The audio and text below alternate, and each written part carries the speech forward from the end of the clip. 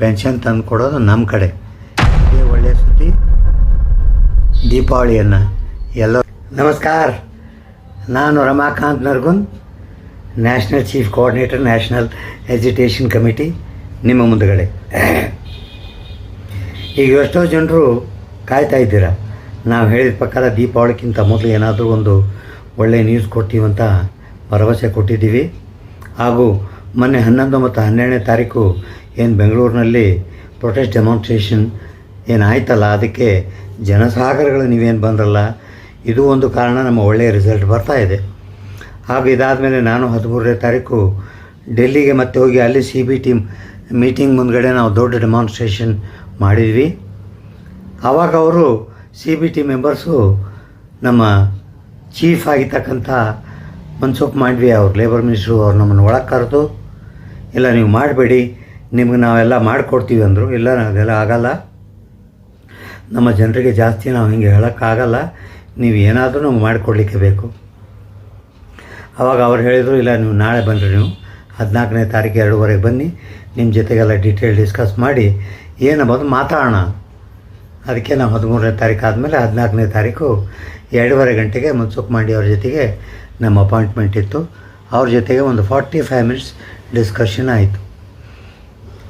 ನಾವು ಕೇಳಿದ್ದದೆ, ನೀವು ಯಾವಾಗ ಮಾಡ್ತೀರಾ, ಎಷ್ಟು ಕೊಡ್ತೀರಾ, ಅಷ್ಟೇ ನಮಗೆ ಬೇಕು, ಬೇರೆ ನಾವೇನೂ ಕೇಳೋಕ್ಕೆ ತಯಾರಿಲ್ಲ.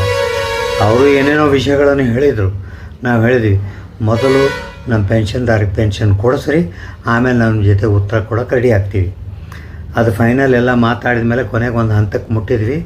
ಇಲ್ಲ, ನಾನು ನಿಮಗೆ ಮಾಡಿಕೊಡ್ತೀನಿ, ಹಂಗಾರೆ ನಮಗೊಂದು ಡಾಕ್ಯುಮೆಂಟ್ ಆದರೂ ಕೊಡ್ರಿ, ಮಾಡಿಕೊಡ್ತೀನಿ ಅಂತ ಹೇಳಿದ್ದಕ್ಕೆ ಅವರು ಒಂದು ಲೆಟರನ್ನು ನಮಗೆ ಮಾಡಿ ಕಳಿಸ್ತೀವಿ ಅಂತ ಹೇಳಿ, ತಮ್ಮದೊಂದು ಪ್ರೊಸೀಜರ್ ಇರುತ್ತೆ. ಯಾವುದೇ ಒಂದು ಸರ್ಕಾರದಿಂದ ಒಂದು ಲೆಟರ್ ತೊಗೊಳೋದು ಭಾರಿ ಆರ್ಡಿನರಿ ಕೆಲಸ ಅಲ್ಲ ಅದು. ನಿಜವಾಗ್ಲೂ ಹೇಳಬೇಕಂದ್ರೆ ಅದು ಡಿಫ್ರೆಂಟ್ ಡಿಪಾರ್ಟ್ಮೆಂಟ್ಸ್ಗೆ ಹೋಗಿ ಸಿಗ್ನೇಚರ್ ಆಗಿ ಆಮೇಲೆ ಬಂತು ನಮಗೆ ಬರಬೇಕಾಗತ್ತೆ. ಅದಕ್ಕೆ ಒಂದು 2 ದಿವಸ ಆಗುತ್ತೆ, ನಿಮ್ಗೆ ಲೆಟ್ರ್ ಕಳಿಸ್ತೀವಿ ಅಂತ ಹೇಳಿದರು. ಅದೇ ಲೆಟ್ರು ನಾನು ನಿಮಗೆ ಈಗ ಸ್ಕ್ರೀನ್ ಮೇಲೆ ಇಟ್ಟಿದ್ದೀನಿ.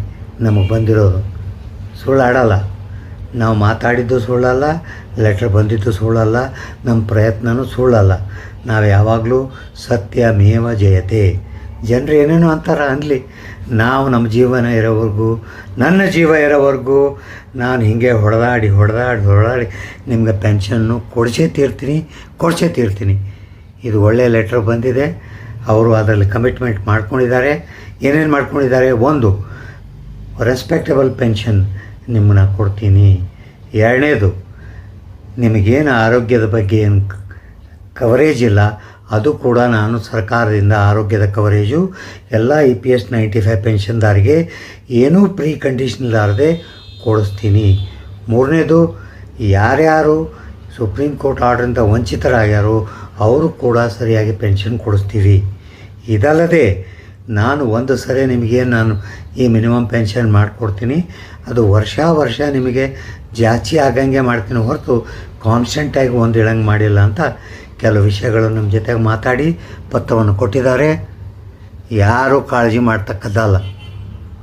ನೀವು ನಮ್ಗೆ ಆಶೀರ್ವಾದ ಮಾಡಿರಿ, ಅಷ್ಟರು ಸಂಭ್ರಮದಿಂದ ಮಾಡೋಣ. ಸ್ವಲ್ಪ ದಿವಸದಲ್ಲಿ ಫೈನಲ್ ರಿಸಲ್ಟ್ ತೊಗೊಂಬರೋಣ. ನಿಮಗೆಲ್ಲರಿಗೂ ದೀಪಾವಳಿ ಹಬ್ಬದ ಶುಭಾಶಯಗಳು.